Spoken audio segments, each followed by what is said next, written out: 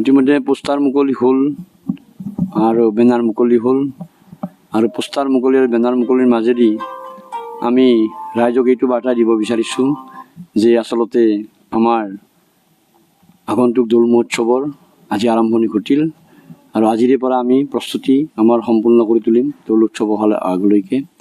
এই যিটো দৌল উৎসৱ মই এটাই বাৰ্তা দিব বিচাৰিছোঁ যে বৰপেটাৰ যিটো দৌল উৎসৱ এই দৌল উৎসৱৰ লগত 100% আধ্যাত্মিক চেতনা ইয়াতে জড়িত হৈ আছে।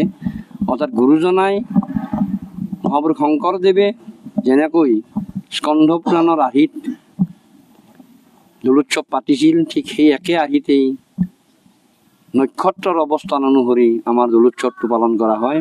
আৰু এইবাৰ নক্ষত্ৰৰ অৱস্থান অলপ ইফাল সিফাল হৈছে কাৰণে 4 দিনীয়া দৌল হ'ব। প্ৰথম দিনা গন্ধোৎসৱ, অধিবাস, 2 দিন ভৰদৌল আৰু এদিন হুঁৱেৰী বা ফাকুৱা, আমি হুঁৱেৰী বুলিয়ে কওঁ। গতিকে এই 4 দিনীয়া যি উৎসৱ দৌল মহোৎসৱ, ইয়াতে সত্ৰীয়া ৰীতিৰে গোটেইখিনি পালন কৰা হয়। গন্ধৰ দিনাখনৰ পৰা আৰম্ভ কৰি হুঁৱেৰী দিনলৈকে গোসাঁইক কেনেকৈ চোতালত দোলাত তোলা হ'ব, গোসাঁইক কেনেকৈ ধুৱাব লাগিব, গোসাঁই ক'ৰ পৰা সফৰ কৰিবলৈ যাব, কেনেকৈ আহিব, বা কেনেকৈ ভাঙে ইত্যাদি, ইয়াৰ লগত বহুখিনি সংস্কৃতি জড়িত হৈছে। আৰু যিখিনি সংস্কৃতি সম্পূৰ্ণ মানে গ্ৰেট ট্ৰেডিশ্যন নীতি। কিন্তু কথা বাকী ৰঙৰ যিখিনি উৎসৱ, এই হোলী গাই ফূৰ্তি কৰা বা আনন্দ কৰা, আনন্দ যিটো উল্লাহ, উৎসৱ মানেই উল্লাহ আনন্দ। গতিকে সেই উৎসৱৰ লগত জড়িত বাহিৰৰ যিখিনি হোলী গীত বা নৃত্য গীত ইত্যাদি আছে, এইবোৰ আচলতে লিটিল ট্ৰেডিশ্যন আৰু দুয়োটাৰ সমন্বয়তে দৌল উৎসৱটো। কিন্তু মূলতঃ সম্পূৰ্ণ সত্ৰীয়া ৰীতিৰে আমাৰ দৌল উৎসৱ পালন কৰা হয়।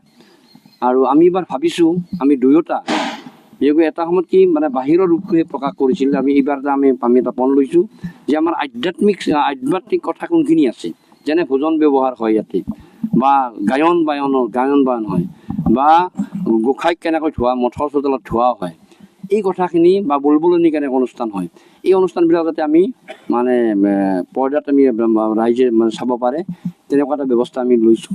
গতিকে আমি আশা কৰোঁ সকলোৰে সহযোগ থাকিব আৰু এই উৎসৱটো ৰঙৰ উৎসৱ, আনন্দৰ উৎসৱ, সকলোৱে আনন্দিত হওক আৰু সুচাৰুৰূপে যাতে সম্পাদন হয় তাৰে বাবে আমি ভগৱন্তৰ চৰণত আমি প্ৰাৰ্থনা কৰিছোঁ। গতিকে ভগৱন্তই বিগত বৰ্ষৰ দৰে আমাৰ এইবাৰো দৌল মহোৎসৱটো সুকলমে পাৰ কৰিব, তাকেই কামনা কৰিছোঁ। কৃষ্ণ কৃষ্ণ।